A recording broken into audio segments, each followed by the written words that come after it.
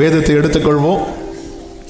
ரோமர்கள் நிருபம் 8வது அதிகாரம் அதனுடைய 37வது வசனத்தை வாசிக்க கேட்கலாம். ரோமர் 8:37. இவை எல்லாவற்றிலேயும் நாம் நம்மில் அன்பு கூறுகிறவராலே முற்றும் ஜெயம் கொள்ளுகிறவர்களாய் இருக்கிறோமே.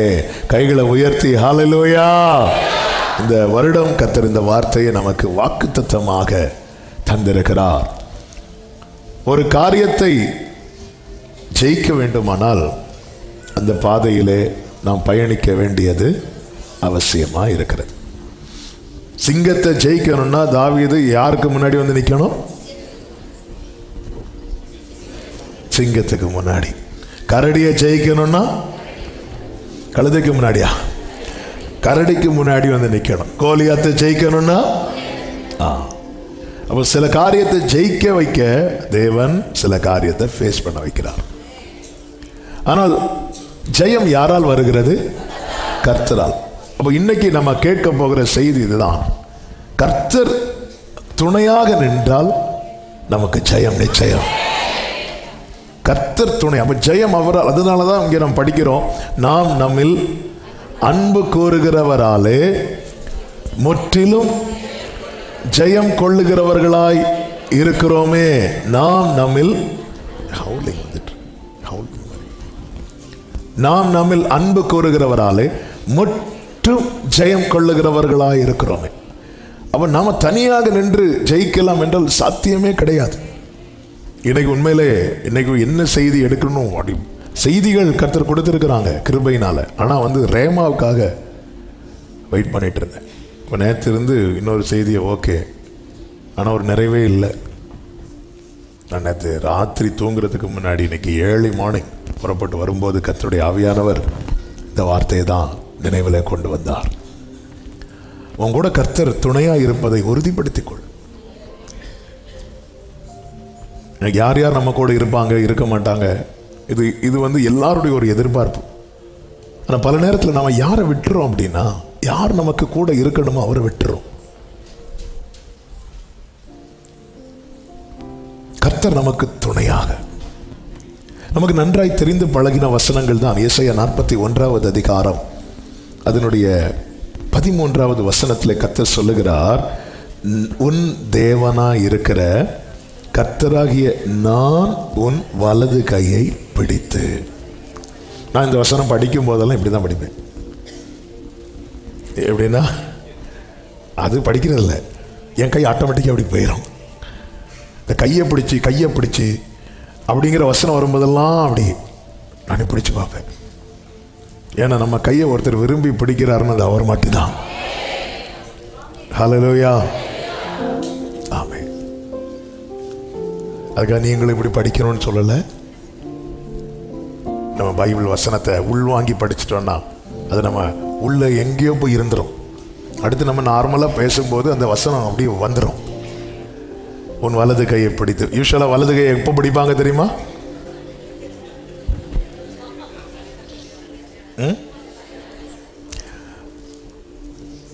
வலது கை பிடித்தவர்களே, நீங்க இப்படி அமைதியாக இருக்கக்கூடாது.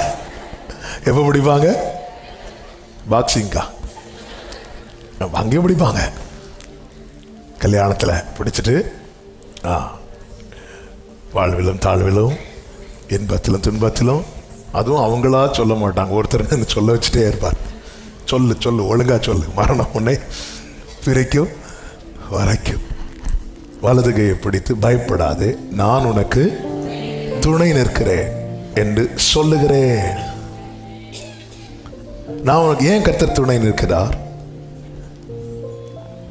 11-12 வசனங்களிலே சொல்லப்பட்டிருக்கிறது, இதோ உண்மையில் எரிச்சலா இருக்கிற யாவரும் வெட்கி. அப்போ ஒரு கூட்டத்தார் என்ன பண்றாங்க? நான் கேட்டுட்டே இருப்பேன், இங்கே சொல்லிட்டே இருக்கணும். அப்போதான் செய்திக்குள்ள அப்படியே இருந்துட்டு அப்படியே கவனித்து காணாமல் போயிடக்கூடாது. சிலர் அப்படி கவனிச்சு காணாமல் போயிடுவாங்க. அப்புறம் திடீர்னு தான் நம்ம சத்தம் போடணும், இல்லை நம்ம அமைதியாக இருக்கணும். அப்போ ஒரு கூட்டத்தார் எப்படி இருக்கிறாங்க? எரிச்சலாக இருக்கிறாங்க. அதே வசனத்தில் சொல்லப்பட்டிருக்கிறது, உன்னோட வழக்காடுகிறவர்கள். அப்ப ஒரு கூட்டத்தார் என்ன பண்றாங்க? வழக்காடு. அதை சொல்லுங்க. நாசமாயெல்லாம் அவர் பார்த்துப்பார். நமக்கு அந்த வேடை தான் சொல்லணும். நாசமா. ஆமா. ஒரு கூட்டத்தார் எப்படி இருக்கிறாங்க? எரிச்சலா இருக்கிறாங்க. ஆனா கர்த்தர் கை பிடிச்சது யார் கைய? ஓகே, அப்புறம் பிடிக்கட்டும். அங்க வசனம் நமக்கு இதை யார் கைய? யாக்கோபு என்னும் பூச்சி. அதெல்லாம் மக்களுக்கு தெரியல, அது அவருக்கு தான் தெரியும். இவன் பார்க்க தான் 2 பரிவாரத்தோடு வர்றது மாதிரி இருக்கு, ஆனா ஆள் ஒரு பூச்சி. அது வேற யாருக்கும் தெரியாது, அது கைப்பிடித்தவருக்கு தான் தெரியும். இவர் பார்க்க தான் ஆளு பயங்கரப்பா, என்ன ஃபெய்த்து, என்ன தைரியம். ஆனா உண்மையில ஆளு யார் தெரியுமா? பூச்சி. நீங்க சம்மதிக்க மாட்டீங்க. யாக்கோபு தன்னை பூச்சின்னு சொல்லவே இல்லை. அவருக்கு தெரியும் நீ யாருன்னு எனக்கு தெரியும். ஆனா அந்த பூச்சிக்கு மேல ஒரு கூட்டம் எரிச்சலா இருக்கு. இன்னொரு கூட்டம் அந்த பூச்சியோடு வழக்காடுது. இன்னொரு கூட்டத்தார் என்ன பண்றாங்க தெரியுமா? உன்னோட இன்னொரு கூட்டம் போராடுறாங்க.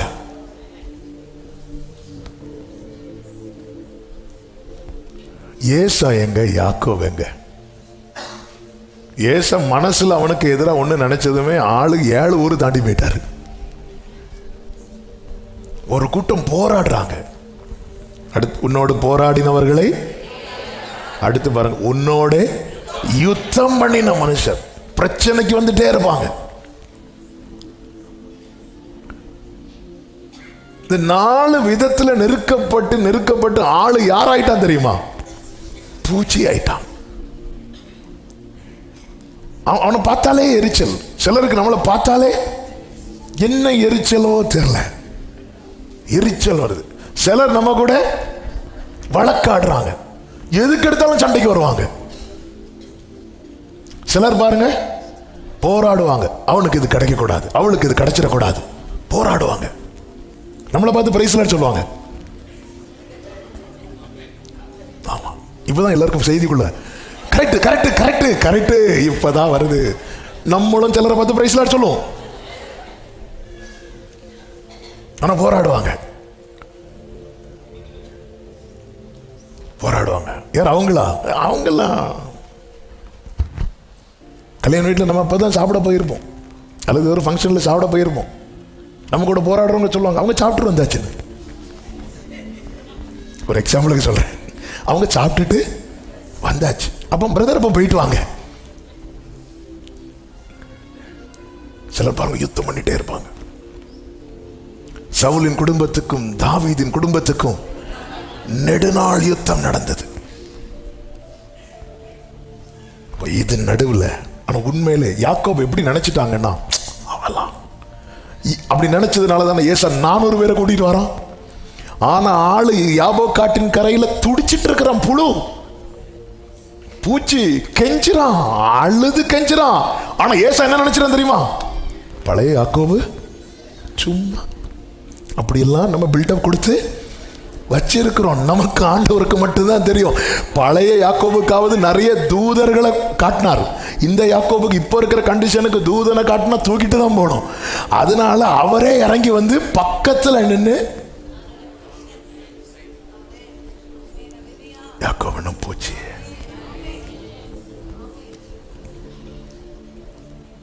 நான் உனக்கு துணை நிற்கிறேன், பயப்படாத. ஆண்டவரே, நீங்க எனக்கு துணை நிற்கிறீங்க. 4 கூட்டம் என்ன சுத்தி வராங்க, நான் உனக்கு துணை நின்னா என்ன நடக்கும் சொல்லவா? உங்களை எரிச்சலா இருக்கிறவங்க வெட்கி லட்சையடைவார்கள். உன்னோடு வழக்காடுகிறவர்கள் ஒன்றுமில்லாமல் போவார்கள். உன்னோடு போராடினவர்களை தேடியும் காணாதிருப்பாய். உன்னோட யுத்தம் பண்ணின மனுஷர் ஒன்றுமில்லாமல் நல்ல கையை தட்டி ஆமென் என்று சொல்லி, ஹல்லேலூயா. அப்ப இந்த இடத்துல தான் ஒரு தேவ பிள்ளை எதை உறுதிப்படுத்தணும் தெரியுமா? கர்த்தர் எனக்கு துணையா இருக்கிறார். இந்த லைனை நேற்று இரவு இன்னைக்கு அதிகாலையில் வரும்போது இந்த வார்த்தை தான் மைண்ட்ல ஓடிட்டே இருக்கு. இதை மட்டும் கன்ஃபார்ம் பண்ணிட்டோம்னா எரிச்சலா இருக்கிறவங்க எரிச்சல் அடையட்டும், போராடுறவங்க போராடட்டும். இன்னைக்கு இந்த சத்தத்தை சமீபத்திலும் தூரத்திலும் இருந்து கேட்டுக்கொண்டிருக்கிற ஒவ்வொரு இதை உறுதிப்படுத்துங்கள். கிதியோன் அதை உறுதிப்படுத்தின பிறகு புறப்பட்டு போனதை நாம் வேதத்தில் பார்க்கிறோம். நீங்க மட்டும் எங்க கூட இருந்திருந்தா இது நடந்திருக்கோம், நான் உன் கூட இருப்பேன். கிதியோனே, நீங்க அப்படியா என் கூட இருப்பீங்களா? என்கிட்ட பேசுறது நல்லா இருக்கு. பேசுறது நீங்க தான் அறிய, எனக்கு ஒரு அடையாளத்தை காட்டுங்க, இன்னொரு அடையாளத்தை காட்டுங்க. அவனுக்கு இதுதான் தேவை. அவனுக்கு அடையாளம் இல்லை மேட்ரு. ஆண்டவர், நான் போறது இந்த 300 பேரை நம்பி இல்லை, நீங்க எனக்கு துணையா இருக்கிறீங்கிற ஒரே காரியத்தை நம்பி போறேன். நான் திரும்ப திரும்ப அடையாளம் கேட்கறது எனக்கு இந்த ஒரு கான்பிடென்ட் எனக்கு தேவை. ஓகே, அவர் இருக்கிறார், அவர் இருக்கிறார், எனக்கு இது மட்டும் தேவை. எனவேதான் மோசே சொல்றார், 6 லட்சம் புருஷர்கள் அடங்கிய பெரிய மகா சபையின் தலைவன் மோசே. மோசே சொல்ற, நீங்க என் கூட வராம போனீங்கன்னா எங்களை இவ்விடத்திலிருந்து ஆண்டவரே என் கூட ஆரோன் வரணும், மிரியாம் வரணும், அந்த ஆள் வரணும், இவங்க வரணும், யோசுவா கடைசி வரை கூட இருக்கணும் கத்தியை வச்சுட்டு. நீங்க வரலன்னா நான் இங்கிருந்து போக மாட்டேன். ஆண்டவர், நான் விசேஷித்தவனாய் அறியப்படுவதே நீர் என்னோடு.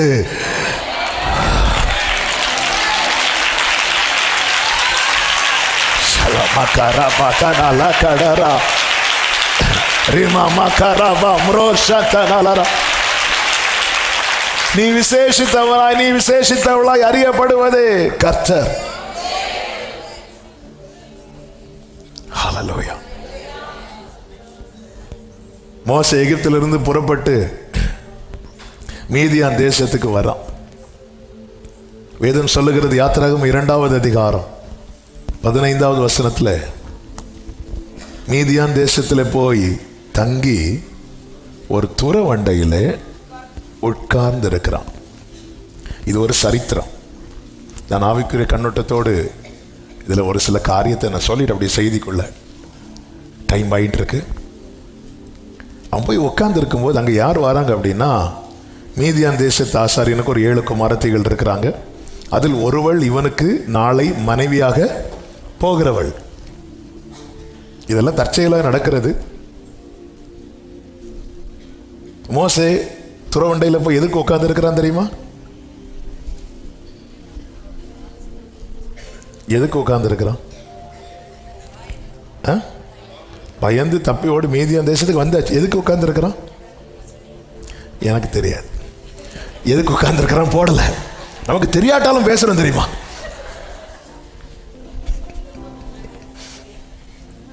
விஷயம் தெரியாது நமக்கு. ஆனா கிதியோன் போரடித்துக் கொண்டிருக்கும் போது கர்த்தர் ஒரு மரத்தை கீழே வந்து உக்காந்தார். அங்க சும்மா உட்காரல, அவர் ஒரு விஷயத்தோட தான் வந்து உட்கார்ந்தார். இவன் விஷயம் இல்லாம உட்கார்ந்து இருக்கிறான்.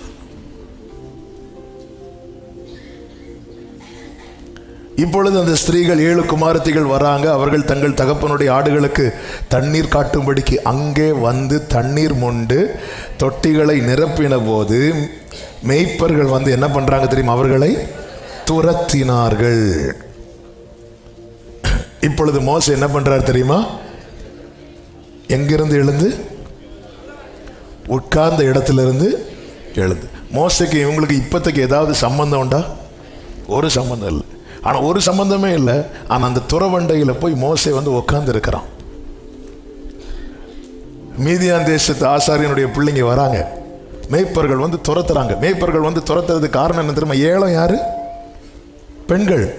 இவங்களுக்கு அகேன்ஸ்டா ஃபைட் பண்ண இந்த 7 பெண்களால முடியாது. ஒரு ஆண் துணை கூட கிடையாது. எல்லாரும் துரத்துறாங்க. அப்ப துறவண்டையில் உட்கார்ந்து இருக்கிற மோசே என்ன செய்கிறான் தெரியுமா?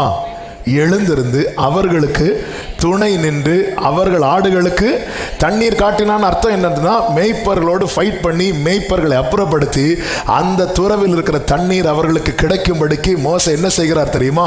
யுத்தம் பண்ணுகிறார். அதன் பிறகு இவங்க போய் அவங்க அப்பா கிட்ட சொல்ல, அவங்க அப்பா மோசே அழைத்து வந்து அதுல ஒரு குமாரத்தி, பேர் என்ன, சிப்போராளை வந்து விவாகம் பண்ணி கொடுக்கிறான்.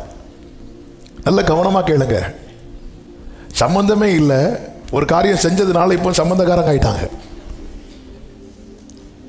இது எல்லாமே மோசே வந்து சும்மா தான் உட்கார்ந்துருந்தேன். ஆனா என் ஆண்டவர் வந்து சும்மா வந்து உட்காரல. நான் எதுக்கு இந்த வார்த்தை எடுத்து தெரியுமா? நமக்கான ஒரு நன்மையை கர்த்தர் வைத்திருக்கிறார். அந்த இடத்துல அவர் இருப்பார். நல்ல கவனிங்க, அந்த இடத்திலிருந்து நம்மை துரத்ததான் சிலரை சத்துரு கொண்டு வருவான்.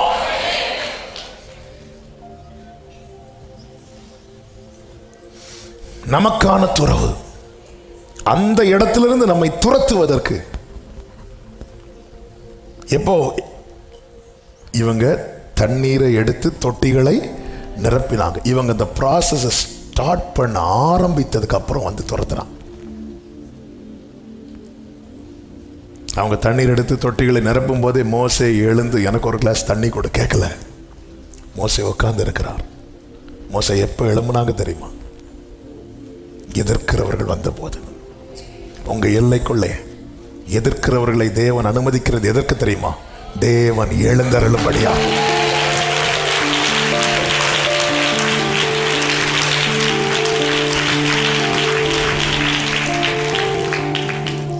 உங்கள் எல்லைக்குள்ளே. இவங்க போய் வேற துறவிலிருந்து தண்ணி எடுத்துட்டு போயிருக்கலாம்ல, இல்ல, இது உங்களுக்கானது. அவர்களுக்கு துணை நின்று அவர்களுடைய ஆடுகளுக்கு தண்ணீர் காட்டினானா இவன் மோசே போய் எடுத்து கொடுக்கிறான். துணை நின்று நம்முடைய நன்மை நின்று நம்மை துரத்தும்படிக்கு பிசாசானவன் அநேகரை அவன் சவுல் ஏவல் ஆட்களை அனுப்பினது போல அனுப்புவான். நீங்க அதை நினைச்சு ஒரி பண்ணாதீங்க. மோசே பார்க்கிலும் பெரியவரை நாம் ஆராதித்துக் கொண்டிருக்கிறோம். ஆமென். இங்கே மோசே பிற்பாடுதான் சிப்போராளை சொந்தமாக்கினான். ஆனால் கர்த்தர் நம்மை ஏற்கனவே அவருடைய சொந்தமாக்கி இருக்கிறார். சில துறவிலிருந்து நீங்கள் துரத்தப்படுகிறீர்கள் என்றால் அது உங்களுக்கான துறவல்ல, அது உங்களுக்கான துறவானால் கவலை விடுங்க. இன்னைக்கு கொடுக்கப்படுகிற செய்தி, கர்த்தர் உனக்கு துணை நின்று, கர்த்தர் உனக்கு துணை நின்று நமக்கான நன்மையை நாம் அடையாதபடிக்கு சத்துரு துரத்த பார்ப்போம். அந்த இடத்துல தான் நமக்கு என்ன தேவை, எதை உறுதிப்படுத்தணும். ஹல்லேலூயா. பக்கத்துல வந்துட்டாங்க, துறவு பக்கத்துல வந்தாச்சு. நம்ம பக்கத்துல வந்ததும் அசதி ஆயிரும். துறவுல இருந்து தண்ணியை எடுத்தாச்சு, டேங்கை ஃபில் பண்றாங்க, கொண்டு வந்த எல்லாவற்றையும் நிரப்புறாங்க. நிரப்பினதும் இனி பிரச்சனை முடிஞ்சதுப்பா, நம்ம போய் உக்காந்தாச்சு. அந்த கரங்கிற சேர்ல போய் உக்காந்தாச்சு. இனிதான் பிரச்சனை. சுத்திட்டே இருப்பாங்க நம்மள. ஐயோ தலை சுத்துது. அதுவரை மேய்ப்பர்கள் வந்து அவர்களை துரத்தினார்கள். ஏன் மேய்ப்பர்கள் வந்து துரத்தினாங்க? ஏன் மேய்ப்பர்கள் வந்து துரத்தினாங்க? மேய்ப்பர்கள் வந்து துரத்த காரணம் ஏன் அங்க மேய்ப்பர்கள் சொல்லப்பட்டிருக்கிறது? மேய்ப்பர்கள் என்ன கொண்டு வராங்க? ஆடுகளை கொண்டு வராங்க. இவர்கள் தகப்பனுடைய ஆடுகளை கொண்டு வராங்க. மேய்ப்பர்கள் அவர்கள் ஆடுகளை கொண்டு வராங்க. அவர்கள் ஆடுகளுக்கு தான் இந்த தண்ணீர் வேண்டும், உங்க ஆடுகளுக்கு கிடைக்கக்கூடாதுன்னு சொல்லிட்டு இவர்களை துரத்துகிறார்கள். அதன் அர்த்தம் என்ன? இவங்களை துரத்திட்டாங்கன்னா இந்த தண்ணீரை அவங்க எடுப்பாங்க. உன் தானியத்தை சத்துருக்களுக்கு ஆகாரமாக கொடை. இந்த இடத்துல இது திரும்பி அந்த தண்ணீர், இவங்க துரத்தப்பட்டார்கள், துரத்தினார்கள். இவங்களுக்கு ஃபைட் பண்ண முடியுமா? 7 குமாரத்திகள் வராங்க, ஒன்னும் ஃபைட் பண்ண தெரியாது, முடியாது. எப்படி இருக்கும் அவங்களுக்கு? அந்த இடத்துல ஒரு மோசே துணையாக நின்ற போது, ஒரு மோசே துணையாக நின்ற போது இவர்களுக்கு கிடைக்க வேண்டிய துரத்தினவர்கள், அதான் உன்னோடு போராடினவர்கள், உண்மையில எரிச்சலா இருக்கிறவங்க, உன்னோடு வழக்காடுகிறவர்கள், உன்னோடு யுத்தம் பண்ணுகிறவர்கள் எத்தனை பேர் சூழ நின்றால் உலகத்தில் இருப்பவனிலும் உங்களோடு இருக்கிறவர். ஆமென் சொல்லுங்க பார்க்கலாம். இந்த 3 நாட்களிலே நம்முடைய ஜெபம் இதுவாகட்டும். அப்ப நீங்க என் கூட இருக்கணும், என் கூட இருங்கப்பா. என் ஓட்டத்தில் நான் தனிமை இல்லை,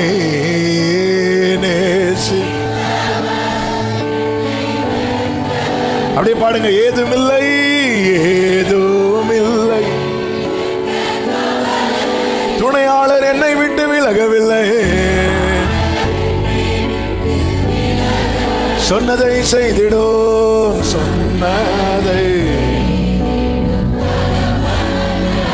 சொன்னதை செய்திடும். ஆமே நம்புவே நம்புவேன்பா நம்புவேன்பா கர்த்தர் தன் கையை பிடித்து விட்டாருங்கிற நிச்சயம் வந்த பிறகுதானே யாக்கோபு ஏசாவை போய் ஃபேஸ் பண்றான். ஹல்லேலூயா. கர்த்தர் துணை நின்று இஸ்ரவேல் ஜனங்கள் சிவந்த சமுத்திரத்தை அப்படி ஈஸியா கடக்கிறாங்க, கஷ்டப்படவே இல்லை. ஆனால் அதே பாதையில எகிப்தியர் ரொம்ப கஷ்டப்பட்டு அப்படி நடக்கும்போது எகிப்தியர் ஒரு காரியத்தை கண்டு சொல்லுகிறார்கள். யாத்திராகமம் 24:25 வாசியுங்கள். 24:25.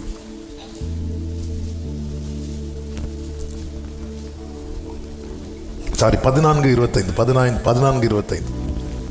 யாத்திராகமம் 14:25. அவர்களுடைய ரதங்களில் இருந்து உருளைகள் கழலவும்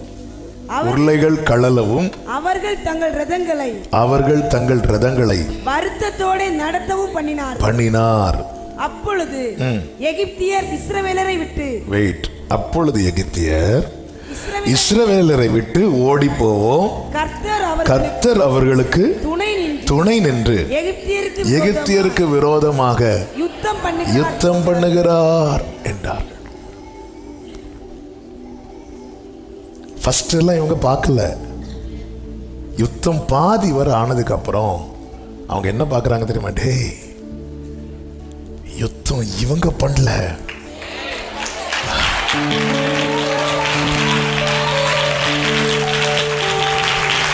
கர்த்தர் அவர்களுக்கு துணை நின்று. அதனாலதான் ஆண்டவர் சொன்னார், மோசே சொல்றார், மோசே கர்த்தர் உங்களுக்காக நீங்கள் சொல்லிட்டு மோசே அங்கேயே நிற்கிறார். இதான் ஆண்டவர் கோவம் வந்துச்சு. என்ன சொன்ன மோசே? கர்த்தர் யுத்தம் பண்ணுவார், நீங்க புறப்பட்டு போங்கிறார். நீ புறப்பட்டு போ, உனக்கு தெரியும்ல நான் உன் கூட இருக்கிறேன். நம்முடைய வாழ்க்கையில போராடுறவங்க ஒரு பக்கம் இருப்பாங்க, எரிச்சல் அடைகிறவங்க ஒரு பக்கம் இருப்பாங்க, வழக்காடுறவங்க இருப்பாங்க, யுத்தம் பண்றவங்க இருப்பாங்க. ஆனா நமக்கு இது எனக்கு விரோதமாக போராடுறவங்க யார்? லிஸ்ட் எதுக்கு லிஸ்ட் எடுக்கணும்? எனக்கு விரோதம் வழக்காடுறவங்க யார்? அவங்க என்னை பத்தி என்ன சொன்னாங்க? அவர் என்ன ஏதாவது சொல்றாரு அவர் உன்ட்ட, நீ அதை நினைச்சு வரி பண்ணு, அதெல்லாம் அவர் பார்த்து கொள்வார். நீங்க சும்மா இருப்பீர்கள். உன்னை நான் எதுக்கு கொண்டு வந்தேன்? பாலும் தேன ஓடுகிற தேசத்தை நோக்கி புறப்பட. நீ புறப்படு. எங்க புறப்பட ஆண்டவரே? சமுத்திரம் மூடி இருக்கு, நீ புறப்படுறதுக்கு நீ வந்து இஸ்ரவேலின் சேனை எல்லாம் புறப்பட்டது. அப்ப நீ லெஃப்ட் ரைட் போட்டு தானே வந்த, அணியா அப்படி போடு. மோசே கையை நீட்டு. மோசே கோலை நீட்டுறாரு, கர்த்தர் காற்ற அனுப்புறாரு, நீ புறப்படு, நீ போ. இல்ல நான் போக மாட்டேன், நான் இப்படிதான் இருப்பேன். நீ போ. மோசே உன் கோலை நீட்டு. நீ இப்படிதானே வந்த மோசே? எகிப்துல இருந்து எப்படி வந்த? நீ அணியா தானே வந்த, கர்த்தருடைய சேனையா தானே வந்த, லெஃப்ட் ரைட் போட்டு தானே வந்த. மோசே உன் கோலை நீட்டு. ஏன் இங்க வந்தது முடங்குற?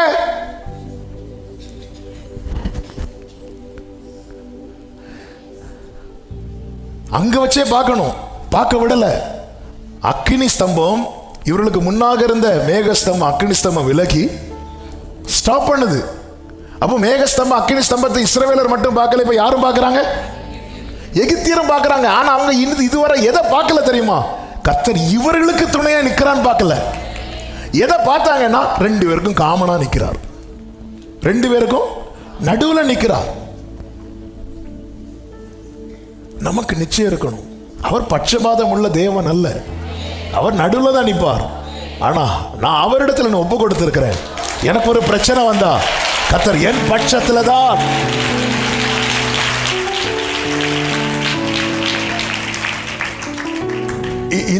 இந்த ஒரு நிச்சயம் இருக்கா? எனக்கு ஒரு பிரச்சனை வந்தா கர்த்தர் என் பட்சத்துல தான். யாக்கோபு போய் உட்கார்ந்து இருக்கிறான். ஏசாவுக்கும் யாக்கோவுக்கும் பிரச்சனை இல்லை, கர்த்தர் யாக்கோபு பக்கத்துல தானே போய் உட்கார்ந்தார். ஏன்? நான் யாக்கோபை சிநேகித்தேன். அதுதான் அதான் அந்த வார்த்தை. நாம் நம்மில் அன்பு கூறுகிறவராலே.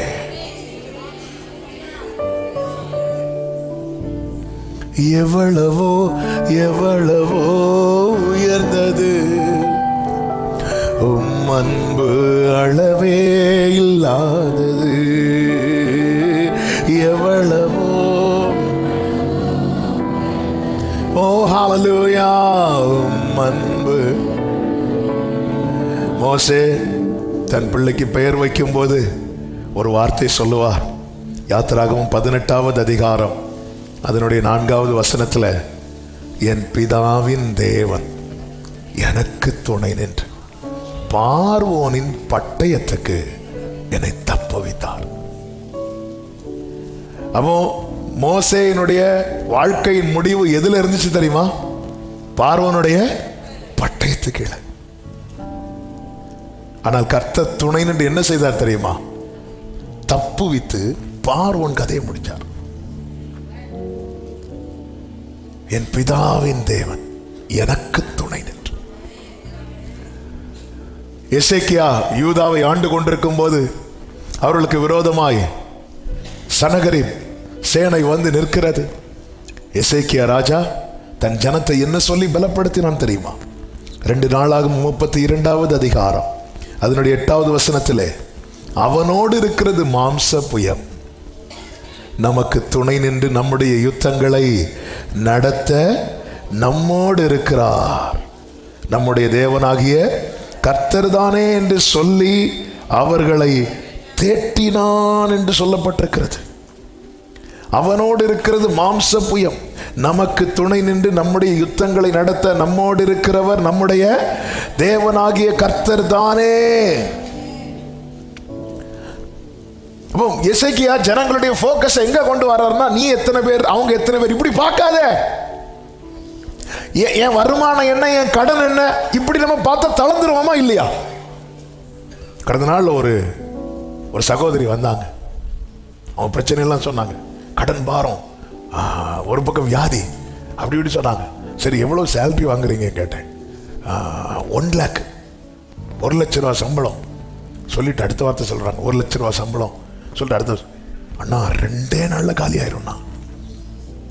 சம்பளம் வாங்கி வட்டிக்கு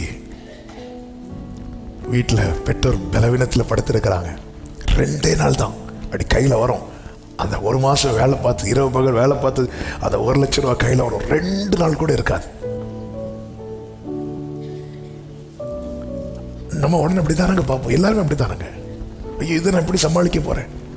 எசேக்கியா எப்படி பார்க்க வைக்கிறான் தெரியுமா? நீ இப்படி மாம்ச புயத்தை அப்படி பார்க்காத. அவன் 100 பேர் வரான், நம்ம 50 பேர் இருக்கிறோம். ஐயா, நம்ம ஹேண்டில் பண்ணிட மாட்டோம். அவங்க 1 லட்சம் பேர் வராங்க, நம்ம 50,000 பேர் இருக்கிறோம். இல்ல, இப்படி பார்த்தா நம்ம எந்த யுத்தமே பண்ண முடியாது, எந்த யுத்தத்துக்கும் போக முடியாது. நீ இப்படி பாரு, அவங்க புயல்லாம் மாம்ச புயம். ஏன் மாம்ச புயம் சொல்றார்? மாம்சம் புல்லு கோப்பா இருக்கிறது. அது எப்ப வேணாலும் காய்ந்து போகலாம், எப்ப வேணாலும் அடிந்து போகலாம். ஆனால் நமக்கு துணை நின்று நம்முடைய யுத்தங்களை நடத்த நம்மோடு இருக்கிறவர் நம்முடைய தேவனாகிய கர்த்தர் என்று சொல்லி அவர்களை என்ன பண்ணானா? தேற்றினான். இதான் இப்படி தேற்ற. முதல்ல ஒருவன் தேற்றப்பட்டாலே அவன் நம்பிக்கை வச்சிருவான். வேதம் சொல்லுகிறது, எசேக்கியா சொன்ன இந்த வார்த்தையின் மேல் ஜனங்கள் நம்பிக்கை வைத்தார்கள். அதாவது நம்பிக்கை தளர்ந்து இருக்கிறவங்களை நம்ம போய் இந்த நம்பிக்கையை மொத்தமாக அடக்கம் பண்ணுறதுக்கு போகக்கூடாது. நம்ம போய் அவங்கள தேற்றணும். ஆமென் சொல்லுங்க பார்க்கலாம். தேற்றும் வார்த்தைகளை கர்த்தரை வச்சு சொல்லணும், வேற யாரையும் வச்சு சொல்லக்கூடாது. கர்த்தரை வச்சு சொன்ன அந்த வார்த்தையில் ஜீவன் இருக்கு. ஏன்னா கர்த்தர் ஜீவன் உள்ளவர். ஆண்டவரை வச்சு சொல்லணும். அதில் வந்து சொல்லுங்க, இப்போ அவனுக்கு இருக்கிறது மாம்ச பயம். ஆனால் நான் கர்த்தருக்கு முன்பாக எப்படி உத்தமாக நடந்தே தெரியுமா? இப்படி மட்டும் இந்த இடத்துல எசேக்கியா சொல்லியிருந்தா இனி நடக்க வேண்டாம் சொல்லிட்டு அவங்களே கதையை முடிச்சிருப்பான். இந்த இடத்துல அவன் கர்த்தரை கொண்டு வரான். நமக்கு துணை நின்று நம்முடைய யுத்தங்களை அவன் தேற்றுறான். அது நம்பிக்கையில் டவுன் ஆகி நம்ம கூட இருக்கிறவங்க இருக்கும்போது தேற்றணும். அந்த கிருபை ஆண்டவர்கிட்ட கேட்கணும். இந்த வருஷம் நம்ம அநேகர் தேற்ற போறோம். சிலர் ஆண்டவர் முதல்ல என்ன தேற்றுக்கப்பா. ஆனா அந்த எசேக்கியா என்ன பண்ணுவார் தெரியுமா? பெருசா வெளியே தேற்றிட்டு உள்ள போயிருந்து வஸ்திரம் எல்லாம் கிழிச்சிட்டு ஓன்னு ஒரே, அது வெளியே தெரிய வேண்டாம். நம்ம பிரச்சனை நம்மளோட இருக்கட்டும். ஆனா வெளியே வரும்போது திடன்னு சொல்லுங்க.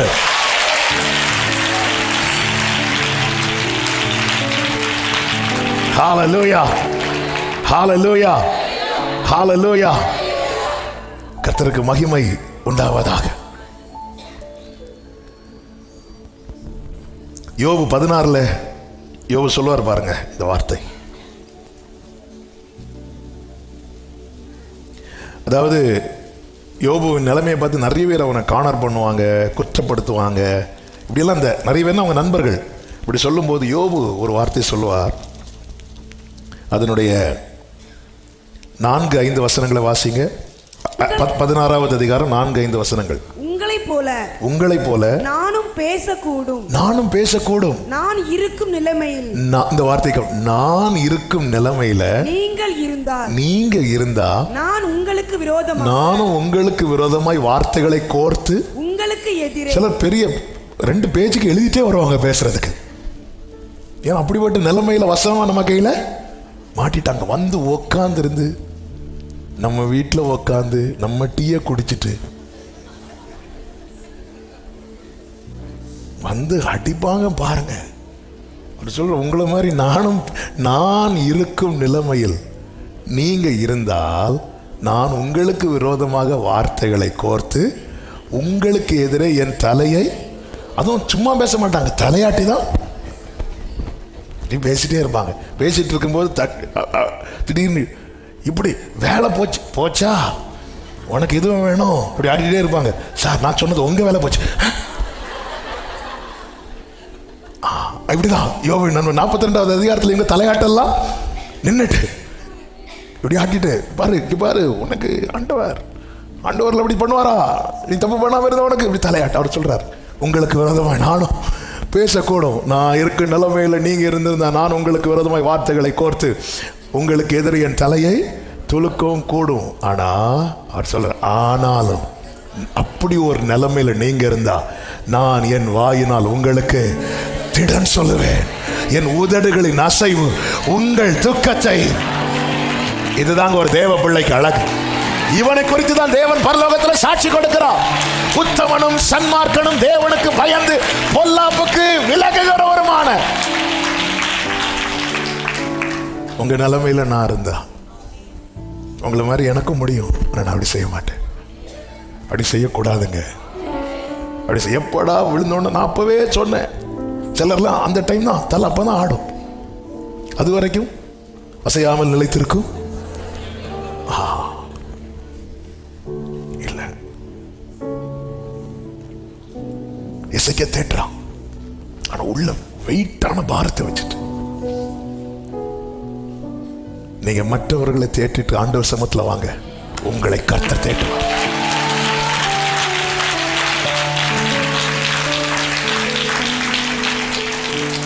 மற்றவர்களுக்கு திடன் சொல்லிட்டு ஆண்டவர் சமத்துல வாங்க, ஆண்டவர் சமத்துல வந்து அமருங்கள்.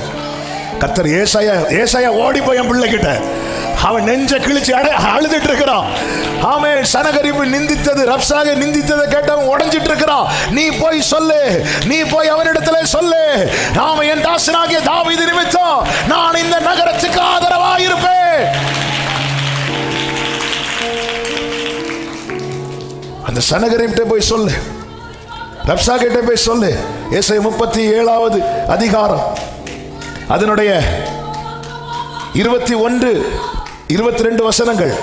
அப்பொழுது ஆமோத்சின் குமாரனாகிய ஏசாயா எசேக்கியாவுக்கு சொல்லி அனுப்பினது. நல்ல கவனிங்க. நீங்க மற்றவர்களை திடப்படுத்தி விட்டு நீங்க ஆண்டவர் சமூகத்தில் வந்திருந்து உங்கள் இருதயத்தை உடைத்து ஊட்டும் போது உங்களுக்கான வார்த்தை அனுப்பப்படும். சொல்லி அனுப்பினது, சொல்லி அனுப்புவார். என்ன சொல்லி தெரியுமா? இஸ்ரவேலின் தேவனாகிய கர்த்தர் உரைக்கிறது என்னவென்றால், அசீரிய ராஜாவாகிய சனகரிப்பு நிமித்தம் நீ என்னை நோக்கி விண்ணப்பம் பண்ணினாயே, அவனை குறித்து கர்த்தர் சொல்லுகிற வசனமாவது, இப்ப நீ அவன் உன்னை பத்தி நிறைய பேசினால, உன்னை ரொம்ப டிஸ்கரேஜ் பண்ணால, உன்னை டவுன் பண்ணால, உன்னை அழிக்க போற, அப்படி பண்ண போற, இப்படி பண்ண போறேன்னு சொன்னால, அவனை பத்தி நான் சொல்றது நீ கேளு. அவனை குறித்து சொல்லுகிற வசனமாவது, சீயோன் குமாரத்தியாகிய கன்னியாஸ்திரீ உன்னை இகழ்ந்து உன்னை பரியாசம் பண்ணுகிறாள், எருசலேம் குமாரத்தி உன் பின்னாலே தலையை துலுக்குகிறாள். யாரை நிந்தித்து தூஷித்தாய்? யாருக்கு விரோதமாய் உன் சத்தத்தை உயர்த்தினார்? என்னதன் அர்த்தம்? கர்த்தர் உனக்கு துணையா நிற்கும் போது உனக்கு எதிராய் வருகிற வார்த்தைகள் அவர் ஃபேஸ் பண்ணுவார். நீ யாரை நிந்தித்து தூஷித்தாய்? யாருக்கு விரோதமாய் உன் சத்தத்தை உயர்த்தினார்? நீ இஸ்ரவேலின் பரிசுத்தருக்கு விரோதமாய் அல்லவோ உன் கண்களை மேட்டிமையா ஏறெடுத்தாய். உன் ஊழியக்காரரை கொண்டு நீ ஆண்டவரை நிந்தித்தாய். 29வது வசனம், நீ எனக்கு விரோதமாய் கொந்தளித்து வீரியம் பேசினது என் செவிகளில் ஏறினபடியினாலே நான் என் துரட்டை உன் மூக்கிலும் என் கடிவாளத்தை உன் வாயிலும் போட்டு, அதன் அர்த்தம் என்ன? முதல்ல கர்த்தர் சத்ருவின் வாயை அடைப்பார். அடுத்து அவனுக்கு சொல்றார், நீ பாரு, உனக்கு அடையாளமா இருப்பது என்னவென்றால், இந்த வருஷத்துல தப்பி பயிராகிறதையும் 2ஆம் வருஷத்துல தானாய் விளைகிறதையும் சாப்பிடுவீர்கள். 3ஆம் வருஷத்திலோ விதைத்து அறுத்து திராட்சை தோட்டங்களை நாட்டி அவைகளில் கனிகளை புசிப்பீர்கள். யூதா வம்சத்தாரில் தப்பி மீந்திருக்கிறவர்கள் மறுபடியும் கீழே வேர் பற்றி மேலே கனி கொடுப்பார்கள். 32 கடைசி, சேனைகளின் கர்த்தரின் வைராக்கியம். சத்தமா சொல்லுங்க, சேனைகளின் கர்த்தரின் வைராக்கியம். ஏன்னா எசேக்கியா எதை நம்பினான் தெரியுமா? ஆண்டவர் அவங்கள்ட்ட எல்லாம் அது இருக்கு, என்கிட்ட இது இல்லை. இன்னைக்கு நம்ம புலம்பலை தானே இருக்கு. அவர்களுக்கு அவங்க நம்பி இருக்கிறது மாம்ச புயம். அவங்க ஆள் பலத்தை நம்புறாங்க, பண பலத்தை நம்புறாங்க, அதிகார பலத்தை நம்புறாங்க. நம்மளும் அதே லெவல்ல பார்த்துட்டு இருந்தோம்னா அதை நினைச்சு புலம்பிட்டு தான் இருப்போம். இஸ்ரவேலின் சேனைக்கு விரோதமாய் பார்வோன் ரதங்கள் குதிரைகளோடு வரும்போது ஜனங்கள் அதை பார்த்து தான் புலம்புனாங்க. அதுதான் ஆண்டவருக்கு, உனக்கு யார் துணை நிற்கிறார்? அந்த இடத்துல தான் பாடி இருக்கணும், சேனைகளின் கர்த்தர் என்பது அவர் நாமம், யுத்தத்தில் வல்லவர். அங்க பாடி இருக்கணும். அவங்க பாடல. அப்ப நீ எப்ப பாடுவ? நீங்க யுத்தத்தில் வல்லவர் என்பது எனக்கு தெரியணும். அப்ப உனக்கு தெரியணும்னா என்ன வரணும்? யுத்தம் வரணும். வருது. ஆமா, நீ ஃபர்ஸ்டே பாடி இருந்தா அவர் முத்த வந்திருப்பார். ஆமா, அப்படி மேகஸ்தம்பத்தில் வெயிட் பண்ணிட்டு இருக்காரு. அப்படி வராங்க, இனி எங்க கூட்டிட்டு போறாரோ தெரியலன்னு வராங்க. பார்த்துறது வேலைக்கு ஆகாது. ரட்சிக்கப்பட்டு வெளியே வந்து ஒருத்தன் பாடினானா? ஒருத்தர் பாடல. மோசே வேற முறையிட்டு தான், என்ன ஆண்டவரே இது? கர்த்தர் யார் என்பதை அறியணும். சேனைகளின் கர்த்தரின் வைராக்கியம். கர்த்தர் சொல்ற, நீ யாரை பார்த்து நிந்தித்தியோ அவங்க இந்த வருஷம் இப்படி சாப்பிடுவாங்க, அடுத்த வருஷம் அப்படி சாப்பிடுவாங்க.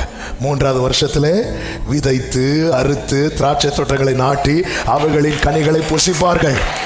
இதை எது செய்யும் தெரியுமா? சேனைகளின் கர்த்தரின் வைராக்கியம் செய்யும். சொல்லிட்டு 33ல, ஆகையால் கர்த்தர் அசீரிய ராஜாவை நோக்கி, அவன் இந்த நகரத்திற்குள் பிரவேசிப்பதில்லை, இதன் மேல் அம்பு எய்வதும் இல்லை, இதற்கு முன்பாக கேடகத்தோடு வருவதும் இல்லை, இதற்கு எதிராக கொத்தளம் போடுவதும் இல்லை. அவன் இந்த நகரத்திற்குள் பிரவேசியாமல் தான் வந்த வழியே திரும்பி போவான்.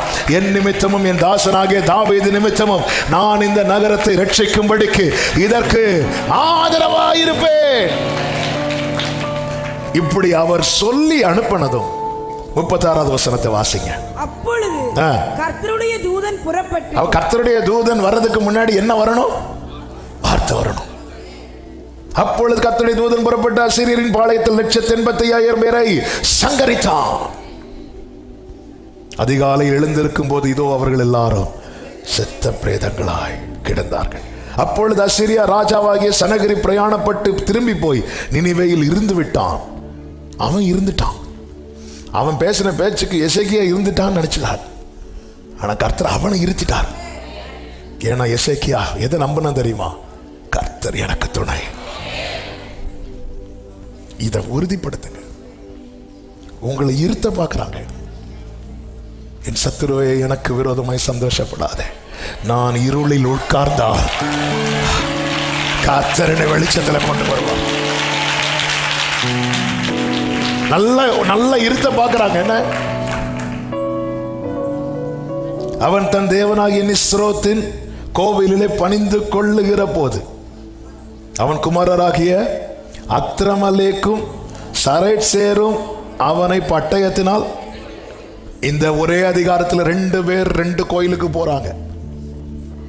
எசேக்கியா தன் தேவனை பணிந்து கொள்ள ஆலயத்துக்கு போகிறான். சனகரிப் தன் தேவனை நிஸ்ரோக்கின் கோவிலுக்குள்ளே போய் பணிந்து கொள்ள போகிறான். 2 பேர் பணிந்து கொண்டது நிமித்தம் 2 பட்டயம் புறப்படுகிறது. எசேக்கியா பணிந்து கொண்ட போது தூதன் பட்டயத்தை எடுத்துட்டு புறப்படுகிறான். சத்துருக்களை சங்கரிக்க. பட்டயம் யார் மேல் வரல தெரியுமா? ஆமே. ஏன்னா ஆண்டவர் சமூகம் தான் ஒரு தேவ பிள்ளைக்கு அடைக்கலாம். உன்னதமானவரின் மறைவில் இருக்கிறவன் சர்வ வல்லவருடைய நிழலில் தங்குவான். உன் பக்கத்தில் 1000, உன் வலதுபுறத்தில் 10,000 விழுந்தாலும்.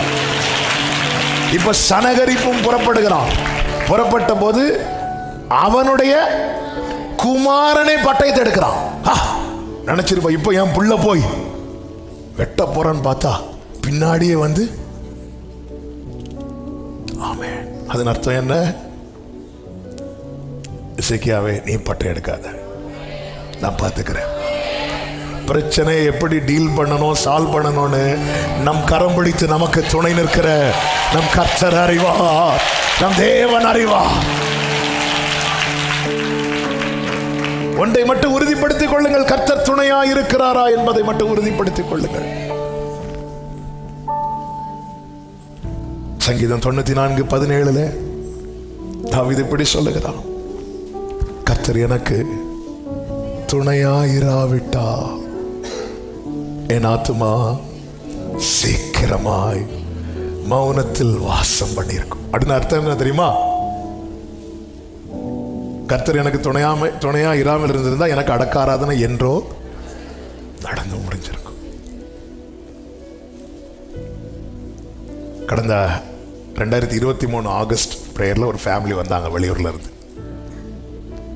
ஒரு குறிப்பிட்ட நாளில் வந்தாங்க. அந்த குறிப்பிட்ட நாளில் வந்துட்டு சொன்னாங்க, ஃபர்ஸ்ட் நான் இந்த டே கணக்கு பண்ணி ஏன் வந்தேன் அப்படின்னா, இதே நாள் போன வருஷம் இதே டேல நானும் ஒய்ஃபும் டிசைட் பண்ணோம் நம்ம சூசைட் பண்ணலாம் அப்படின்னு. அப்போ உங்கள் செய்தி ஓடிட்டு இருந்துச்சு. அப்படி டிசைட் பண்ணி சரி அப்போ அவளும் ஓகே சொல்லிட்டா, நானும் ஓகே சொல்லிட்டேன். 2 பேரும் ஓகே சொல்லி இப்போ 2 பேரும் இந்த விஷயத்தில் நல்லா ஒரு மனதாக வந்துட்டோம். வந்து அப்படி இருக்கும்போது திடீர்னு அதுலேருந்து ஒரு 2 வார்த்தைகள் ஆண்டவர் பேசினார். எங்கள் 2 பேரோட எண்ணம் மாறிட்டு அந்த இடத்துல 2 பேரும் மாறி நல்லா அழுதுட்டோம். நல்லா அழுது முடிச்சிட்டோம். 1 வருஷமாக கர்த்தர் அழகாக நடத்துகிறாங்க. அன்னைக்கு அவங்க சொன்ன வார்த்தை, அந்த வார்த்தையை மட்டும் நாங்கள் கேட்கலன்னா நாங்கள் 2 பேரும் மறித்து இன்று 1ஆம் ஆண்டு அஞ்சலி. அப்படி 2 பேரும் மறித்து இன்னைக்கு 1 இயர் ஆயிருக்கும். எங்கள் வீட்டில் இருக்கிறவங்க 1ஆம் ஆண்டு அஞ்சலின்னு போட்டிருப்பாங்க. அப்படின்னு நினச்சிட்டு போங்க, ஆரம்பட மாட்டாங்க. அப்படின்னா நீங்களே தான் போட்டு போகணும். ஃபஸ்ட்டு அட்வான்ஸ்லாம் கொடுத்து இப்படி எத்தனை பேர் ஒரு ஊரில் ஒரு ஓப்பன் கிரவுண்டு மீட்டிங் பேசிகிட்டு இருக்கும்போது ஒரு சின்ன பொண்ணு ஓடி வந்து அங்கிள் எங்கள் மம்மி உங்ககிட்ட பேசணுமா அப்படின்னு. நான் இப்போ அப்படி இறங்கி போகும்போது அவங்க சொன்னாங்க, அவங்க அதே மாதிரி இந்த மந்தில் இந்த வருஷம் இந்த மந்தில் இந்த வேர்டு மட்டும் ஆண்டவர் உங்கள் மூலமாக நான் கேட்காம இருந்திருந்தா நான் இறந்து இத்தனை நாள் ஆயிருக்கும், என் பிள்ளை அனாதை இறந்துருக்கும். கர்த்தர் எனக்கு துணையாயிராவிட்டு. என் ஆத்துமா சீக்கிரத்தில் எத்தனை பலவீனங்கள், எத்தனை போராட்டங்கள், எத்தனை நிந்தைகள், எத்தனை அவமானங்கள், தனிமை, நெருக்கம். அந்த டைம்லாம் பயப்படாத, யாக்கோபனும் பூச்சியே நான் உன் வலது கரத்தை பிடித்து நான் உனக்கு துணை நிற்கிறேன். கர்த்தர் துணையாயிருப்பதை உறுதிப்படுத்திக் கொள்ளுங்கள். நன்றாய் தெரிந்த ஒரு வசனத்தை சொல்லி நான் ஜெபிக்க விரும்புகிறேன். 2 நாளாகமம் 14வது அதிகாரம்.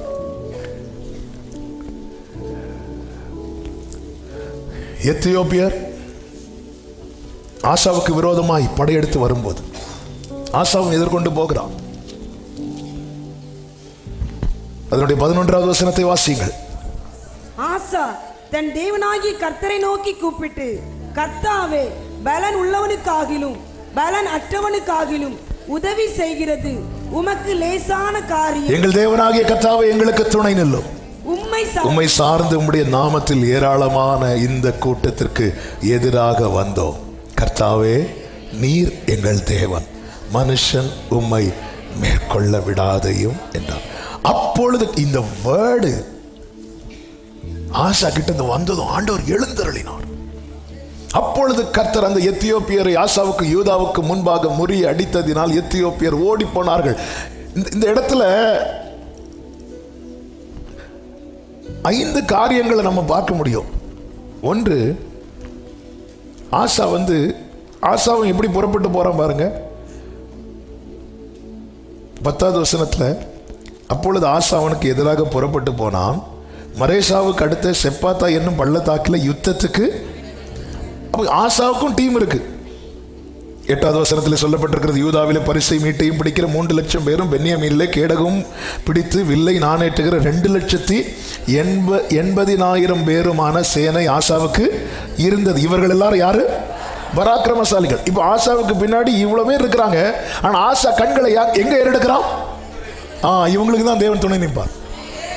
யாபோக்காட்டின் கரையில வேற யாரும் இல்லை, அதனால யாக்கோபு பார்த்தாருன்னு சொல்லலாம். இங்க இருக்கிறாங்க. என் கூட ஆட்கள் இருந்தாலும் இல்லாம போனாலும் என் கண்கள் அவரை தான் நோக்கி இருக்குமானால் கர்த்தர் ஆண்டவர் பார்த்துட்டே இருக்கிறார். இவ மாம்ச புயத்தை பார்க்கிறானா, கர்த்தரை பார்க்கிறானா? அதான் அவர் வெயிட் பண்றார். அவர் யுத்தம் பண்றதுக்கு ரெடியா தான் இருக்கிறார். ஆனா எனக்கு துணை செய்யணுமா வேண்டாமாங்கிறது நான் தானே டிசைட் பண்ணணும்.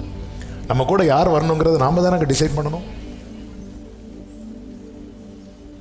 அப்படி அணிவகுத்து நிற்கும் போது ஃப்ரெண்டில் ஆசா நிற்கிறான். எப்படி பார்த்துருக்கணும்? பின்னாடி பார்த்துட்டு இப்படி சொல்லியிருக்கணும், பின்னாடி பாப்பான்னு பார்த்து அப்படிங்கிறான். ஒத்தாசை அனுப்பும் பர்வதமே,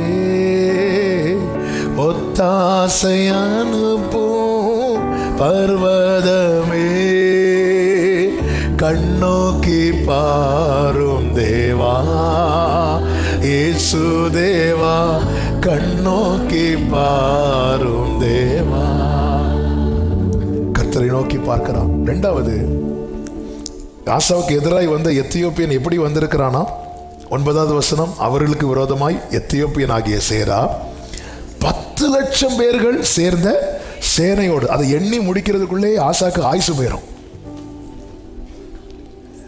300 ரதங்களோடும் புறப்பட்டு, அவன் ஆசாவுக்கு எல்லாம் இருந்தாலும் சேரா கிட்ட இருக்கிறத வச்சு பார்த்தா சேரவே முடியாது.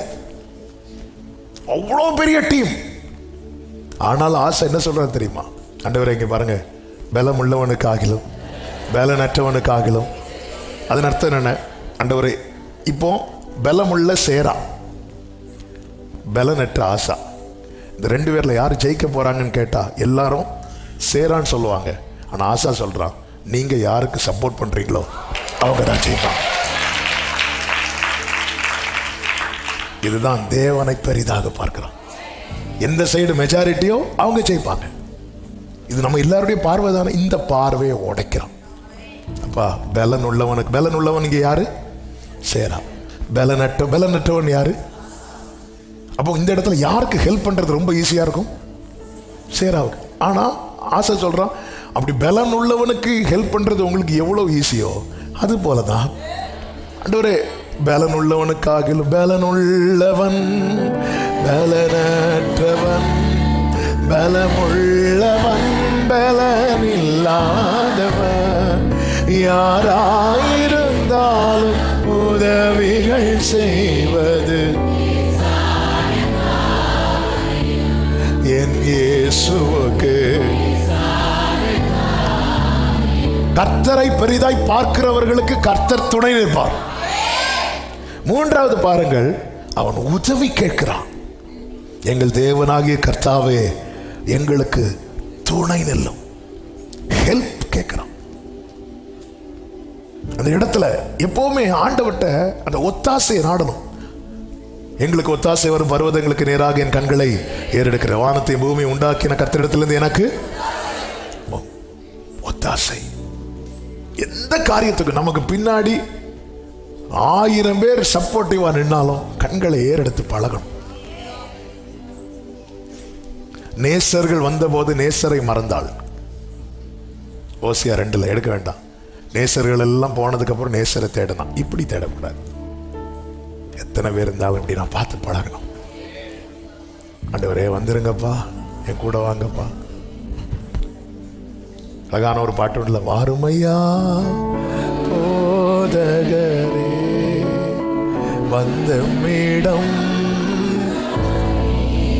லாசரு வியாதியா இருந்த போது மார்த்தாளும் மரியாளும் இயேசுவுக்கு சொல்லி அனுப்புனாங்க வாங்க. ஆனா அதே வீட்டில் லாசரு நல்லா இருக்கும் போது இயேசுவை கூப்பிட்டாங்க. நம்ம இந்த செகண்ட் ஹாஃப் தான் நம்ம லைஃப்ல இருக்கு. கஷ்டத்துல இயேசுவை கூப்பிடுவோம். நல்லா இருக்கிறாங்க, வீட்டில் விருந்து வைக்கும் போது இயேசுவை கூப்பிட்டாங்க. அடுத்து பாருங்க, திருப்பி விருந்து வைக்கிறாங்க, இயேசு உள்ள உட்கார்ந்து இருக்கிறார். எனக்கு ஆண்டவர் எங்க வீட்டில் மகிழ்ச்சியின் சத்தம் கேட்கும் போது நீங்க இருக்கணும். துக்கமான நிலை நடக்கும்போது நீங்க இருக்கணும். நீங்க இருக்கணும். நீங்க எனக்கு துணையா இருக்கணும். கர்த்தாவே எங்களுக்கு துணை நில்லும் அப்பா, எங்களுக்கு துணை. இந்த இடத்துல அவன் பெக் பண்றான், ரிக்வஸ்ட். ஆண்டவர் எத்தியோப்பியன் அந்நியன், எத்தியோப்பியன் புறஜாதியான் அப்படின்லாம் சொல்லி அவன் நாங்கள்லாம் கிறிஸ்தவர்கள், நாங்கள் இந்த சர்ச், இப்படி ஹெல்ப் கேட்கறதுக்குன்னு ஒரு மெத்தட் இருக்கு. அதை கெஞ்சணும். கர்த்தரை நோக்கி அழுது கெஞ்சினான். யாரு? நாளைக்கு அவன் பேர்ல தான் கர்த்தரை அறியப்பட போகிறார், யாக்கோபின் தேவன். ஆனா அவன் எப்படி இருக்கான் தெரியுமா? ஆண்டவர்கிட்ட கெஞ்சுறான். ஆண்டவர்கிட்ட கெஞ்சுறவங்க வேற யார்ட்டையும் கெஞ்ச ஆண்டவர் விட மாட்டார். நம்ம ஆண்டவர்கிட்ட கமெண்ட்ல கொடுப்போம், இப்ப வாரம் இறங்கி வாரம்.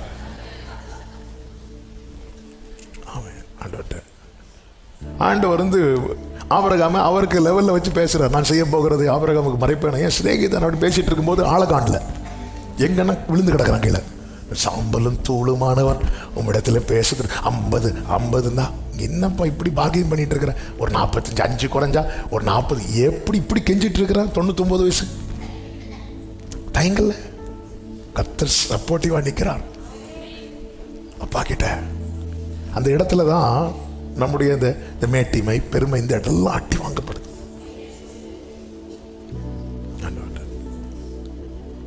நாலாவது அவர் சொல்றாரு, உம்மை சார்ந்து உமது நாமத்திலே இந்த ஏராளமான கூட்டத்துக்கு எதிராக வந்தோம் அப்படிங்கிறான். என்ன ஆண்டவரே, என் பின்னாடி நிற்கிற ஒரு சேனை இருக்குல்ல, நான் அதை நம்பி வரல. என் வில்லை நான் நம்பேன், என் பட்டயம் என்னை ரட்சிப்பதில்லை. இந்த வில்லை பிடிச்சு பழக்க வச்சது நீங்க தான், இந்த பட்டயத்தை கையில கொடுத்து பழக்க வைத்தது நீங்க தான். ஆனா நான் நம்புறது இதுல இல்லப்பா, என்னை பழக்க வச்ச நான் உங்களை தான். ஆண்டவர், நான் உண்மை சார்ந்து கர்த்தரை சார்ந்து நிற்பதை வெளிப்படுத்துகிறான். அதனாலதான் சிலர் சொல்லுவோம் தெரியுமா, சிலர் நீங்க போயிடாதீங்க, இங்கே நில்லுங்க, இங்கே நில்லுங்கன்னு சொல்லுவோம். சிலர்லாம் போயிட்டு வரேன் பிரதர், நீங்க போங்க. இன்னொருத்தங்க கூட நீங்க எங்க போறீங்க, நில்லுங்க இல்லை. சிலர் விட மாட்டோம், நம்ம சிலர் விட மாட்டோம். அவங்க நிக்கணும், அவங்க நிக்கணும், அவங்க நிக்கணும் அப்படின்னு பார்ப்போம். அப்படி ஆண்டவரை பிடிச்சு வைக்கிறான். ஆண்டவர் உண்மை சார்ந்து தான் வந்திருக்கிறோம். அதாவது எங்க சேனையில நீங்க தான் மெயின் லீடர், உண்மை சார்ந்து வந்திருக்கிறோம். எல்லாரும் என் பின்னாடி நிக்கிறத நினைச்சிட்டு இருக்கிறாங்க, நான் எல்லாரோட சேர்ந்து உங்க பின்னாடி நிக்கிற ஆண்டவரேங்கிறான். அடுத்து சொல்றான் பாருங்க, மனுஷர் கர்த்தாவை நீரங்கள் தேவன், மனுஷன் உண்மை. அதன் அர்த்தம் என்ன? யுத்தத்தை கர்த்தருடையதாக்குகிறான். ஆண்டவர், நான் தோத்தா நீங்க தோத்தது மாதிரி, தோத்துறாதீங்கப்பா அப்படிங்கிறான். ஆண்டவர் இதுவரை கேட்டுட்டு இருந்தார், மனுஷருமை மேற்கொள்ள விடாதீன்னு சொன்னதும் அப்பொழுது கர்த்தர் அந்த எத்தியோப்பியரை ஆசாவுக்கும் யூதாவுக்கும் முன்பாக முறி அடித்ததினால் எத்தியோப்பியர் கர்த்தரை சார்ந்து ஒருத்தர் நிற்கிறானா, அவன் யாரா இருந்தாலும் கர்த்தர் துணை நிற்பான். ஆனால் இதே ஆசா வசதி வாய்ப்பெல்லாம் வந்து சேனை பலத்த போது, ஆமென், வேதம் சொல்லுகிறது, அவன் என்ன செய்கிறான் தெரியுமா? சீரியரோட அவன் போய் ஒப்பந்தம் பண்ணி சீரியரை கூப்பிட்டு இவங்க நீங்க எனக்கு ஒத்தாசையா நில்லுங்கன்னு சொல்லிட்டு, எப்படி 14வது அதிகாரத்தில் ஆண்டவர்கிட்ட கேட்டானோ இப்போ அதை அப்படியே ஒரு மனுஷன்கிட்ட கேட்க ஆரம்பிக்கிறான்.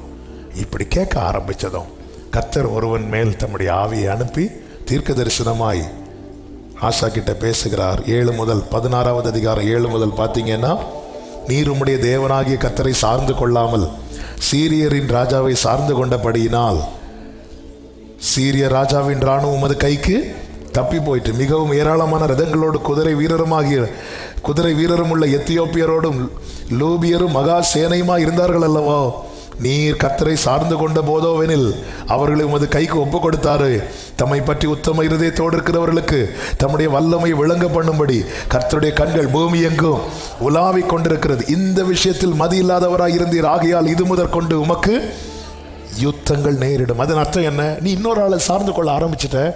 இனி உனக்கு கர்த்தர் துணை வேண்டான்னு சொல்லிட்ட. கர்த்தர் விலகிட்டார். நம்முடைய ஓட்டத்தில் கடைசி வரைக்கும் யுத்தம் உண்டு. யுத்தம் உண்டுன்னு என்ன தெரியுமா? நல்ல போராட்டத்தை, அப்போ வெரி லாஸ்ட் ஸ்டெப் வர போராட்டம் இருக்கு. ஓட்டத்தை முடித்து 2 யுத்தம் ஜெயிச்சுட்டு இனி ஆண்டவர் வேண்டான்னு சொல்லிட்டு விட்டுறாதீங்க. ஒரு சிலர் ஒரு பெரிய கண்டத்தையே நான் தாண்டி வந்துட்டேன். இல்லை, தீயதான் தாண்டி இருக்கிறோம். அடுத்து தண்ணீர் இருக்கு, அடுத்து அக்கினி ஜுவாலை இருக்கு, முன்னாடி இருந்துட்டு தான் இருக்கும். சிங்கத்தை கொண்டு போட்டுட்டு ஹப்பாடான்னு திரும்பி பார்க்குற கரடி வந்து சிரிச்சிட்டு இருக்கு. கரடி பிரச்சனை முடிஞ்சு வந்து பார்த்தா கோலியாத்து வந்து நிற்கிறான். சரி, எல்லா பிரச்சனையும் முடிஞ்சாச்சுன்னு சொல்லி போய் நேராக பார்த்து சவுல் இருக்கிறான் ஈட்டி வச்சுட்டு. அந்த பிரச்சனை முடிஞ்சுன்னு வீட்டுக்கு வந்த மனைவி சொல்கிறான், இப்படிதான் சொல்ல முடிஞ்சு. சரி, ஆசையாக ஒருத்தன் அழகு போல ஒருத்தனை வளர்க்குறான். அவன் வேற சொல்கிறான், அப்போ நான் முடிய பங்கு வைக்கிட்டா வைடா மகனை. யாரு? அப்சலோம். பிள்ளை ஆசையாக கேட்குறான்னு சொல்லிட்டு வச்சு பார்த்தா கடைசியில் அவன் நிற்கிறான். எங்கள் அப்பாவை பார்த்தா கொல்லுவேன். அவன் நிற்கிறேன் பார்த்துட்டு, ஆண்டவரே எப்பக்கமும், அதான் மத்தளத்துக்கு ஆண்டவர் 2 பக்கம் தான் அடி, உங்கள் இருதயத்துக்கு கேட்டவனுக்கு சுற்றி அடி விழுது. இதுதான் லைஃப். அதனால எனக்கு கர்த்தருடைய துணை தண்ணீரை தீயை கடப்பதற்கு மட்டும் இல்லை, இந்த பூமியில் நான் கடைசி ஸ்டெப் எடுத்து வைக்கிறது வர. அதனால நமக்கு ஃபேவர் பண்றதுக்கு ஆட்கள் வந்தாலும் எனக்கு அனுகூலம் பண்ணுகிறவர்கள் நடுவில் சில நமக்கு சப்போர்ட்டிவ் வந்து நம்ம ஆண்டவரோட கூடாது, ஆண்டவரோடு போங்க. கர்த்தர் ஆட்களை கொண்டு வருவார். கர்த்தர் துணையா இருப்பதை உறுதிப்படுத்திக் கொள்ளுங்கள். இந்த ஆண்டு நிச்சயமாய் கர்த்தர் உங்களை ஜெயமாய் நடத்துவார். எல்லாரும் அப்படி எழுந்து நிற்கலாமா? யாக்கோபின் தேவன் என் தேவன், எனக்கென்றும் துணையவரே, என்னாலும் ஒரு விஷயம் எப்படி எழுந்து நின்று ஒரு பிச்சு எழுந்து நிற்க முடியாம ஒரு 5 மினிட்ஸ்ல ஜெபித்து முடிக்க போறோம். என்னை விட்டு விலகிறாதீங்க. யாக்கோபின் தேவன் என் தேவன், யாக்கோபின் தேவன் என் தேவன், எனக்கென்றும் துணையவரே, என்னாலும் நடத்துவாரே. யாக்கோபின் தேவன் எனக்கென்றும் துணையவரே. 2 கைகளை உயர்த்தி ஏதும் இல்லை, ஏதும் இல்லை, ஆமே, ஏதும் இல்லை,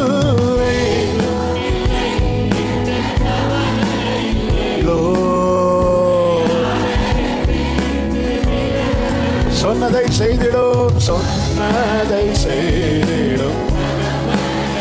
அல்லேலூயா. நம்புவே நம்புவே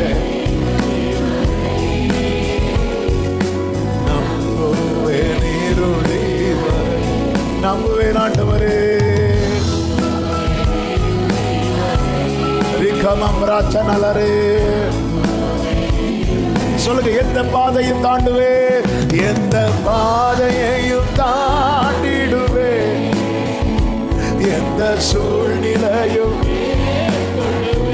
அவன், எந்த பாதையையும் எந்த சூழ்நிலையும் மேற்கொள்ளுவே.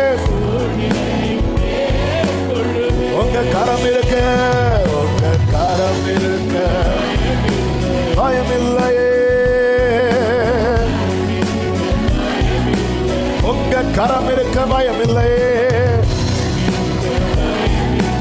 ஆமென். கைகளை அசைத்து ஹalleluya பாடுவோம். ஹalleluya ஹalleluya ஹalleluya ஹalleluya ஹalleluya ஹalleluya. ஆமென்.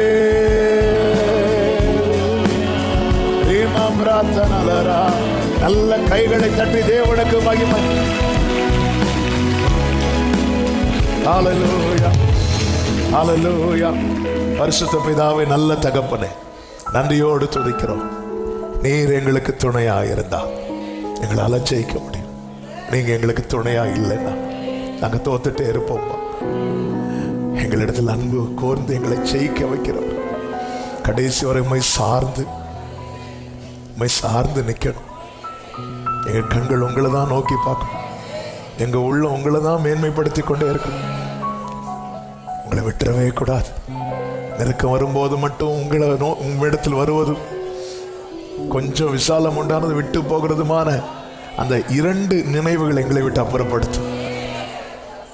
சார்ந்து நிற்க கிருபை தார். முற்றிலும் ஜெயத்தை கட்டளையிடும். ஒவ்வொருவரையும் அப்படியே நடத்தும். இதனால் கூடுகை முழுவதையும் பொறுப்படுத்தி நடத்தின தயவுக்காய் நன்றி. மகிமை அனைத்தும் ஒருவருக்கே செலுத்துகிறோம். இரட்சகர் இயேசு கிறிஸ்துவின் நாமத்தில் பிதாவே, ஆமென். சேர்ந்து சத்தமாய் சொல்லுவோம். என் ஆத்துமாவே கர்த்தரை ஸ்தோத்திரி, என் ஆத்துமாவே கர்த்தரை ஸ்தோத்திரி, கர்த்தர் செய்த சகல உபகாரங்களை மறவாதே. ஆமென். நம்முடைய கர்த்தராகிய இயேசு கிறிஸ்துவின் கிருபையும் பிதாவாகிய தேவனுடைய அன்பும் பரிசுத்த ஆவியானவருடைய ஐக்கியமும் சிநேகமும் பாதுகாவும் நம் அனைவரோடும் எல்லா பரிசுத்தவான்களோடு கூட கர்த்தருடைய வருகை மட்டும் தங்கி இருப்பதாக. ஆமென். ஹalleluya. God bless you. கர்த்தர் உங்களை ஆசீர்வதிப்பாராக. ஆமென்.